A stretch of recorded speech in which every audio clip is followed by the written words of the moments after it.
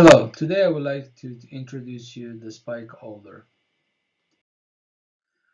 Railroads seek to improve safety, decrease injuries, and take preventive steps to protect their employees. The safety concern arose from the fact that every employee holding a railroad spike in their hand while spiking has the risk of seriously injuring their fingers, hands, and wrists. Currently, the railroad has implemented a quick solution using an item that already exists. However, the magnet is weak and drops the spike. Performance decrease in cold, icy weather, and it's awkward to hold. This prototype is a better tool that is telescopic, has a stronger magnet, is curved for better ergonomic alignment, and is lighter. I estimated that the entire Manson Way employs circa 35,835 members, based on information from UnionFacts.com, will need the spike holder. This is a unique situation, and it makes it in or all or none venture. Key to having a tool like this adopted is having recommended by managers and directors to purchasing agents, employees, and the union influence managers and directors. Demonstration of the MVP so far has been well received. Interviews with the end users put them into three categories: those who did not want any tool and feel that the railroad is too prescriptive; those who don't want a tool but acknowledge they will have one; they are frustrated with the temporary tool and want something better. The final group want a solution tool and is also frustrated with the temporary tool. Feedback from those that tried the tool are that it is more comfortable, easier to use, and performs better. Most people interviewed were positive and even enthusiastic. Key decisions makers, directors want a solution and like this tool and the feedback given. Their position is to recommend the purchase of the spike holder. A machinist recommended an improved metal with the capability of locking for the flexion of the tool. This is what was built into the cost of producing this tool. One key metric is ongoing positive feedback on the union social media platforms, since the end user will influence the decision maker. A baseline measure will be established, and then ongoing measures will be compared with this metric. Other unions and railroad social media will be monitored to see if other railroads are being influenced. The other key measure is a decrease in injuries. It is unlikely the exact number will be shared outside of what is already public information, but it will be important to check with the railroad to assure these are trending downwards. The customer segment is a niche market. I have identified the customer to be a vendor that already has an existing contract to sell small equipment and tools to the railroad with existing methods of tracking and filling orders. Through interviews in the field, I did realize that there are multiple options for customers. However, for an initial start, I determined having one customer was best and would benefit from the economy of scale. The customer is also a critical part of the channel for distribution. My selling will be indirect, partnering with an existing contractor for step distribution. The challenge here is helping assure the distributor has the same customer service value I do, as well as the same commitment to deadlines. The customer relationship with the vendor will be direct personal assistant. It will also be important to maintain the relation with the end user to determine if the tool continues to meet their needs and expectations. I will participate in union meetings, publish information in union newsletters, and participate in railroad and union social media. They are the most likely early evangelists, and there are people who would recommend the tool to managers and directors. With successful implementation of the spike holder in one railroad, other railroads and unions can be approached, and other tools can be developed to better meet needs. My value proposition solved the safety problem and also the problem caused by the quick fix.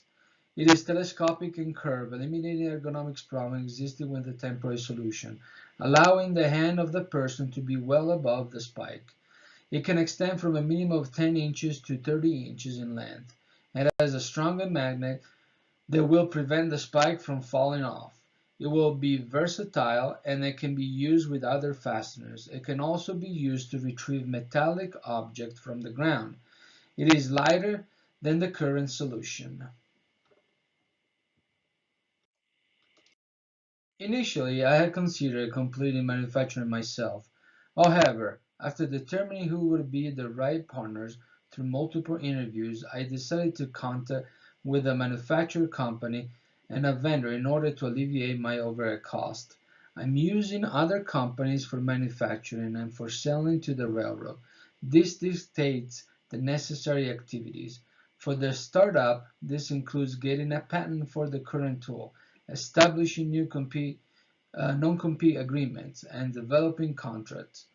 Ongoing activity includes patents for future tools, continuing to collaborate with the end users and influencers, modifying the tool as input is received, and updating or maintaining contracts and agreements. The result is that the key resources will be the tool, patents, non-compete agreements, and contracts. I have had a mentor who is an entrepreneur himself to help me, advise me in this process. Partnering with a manufacturing company will keep costs down by accessing an existing infrastructure, skilled employees, and buying power.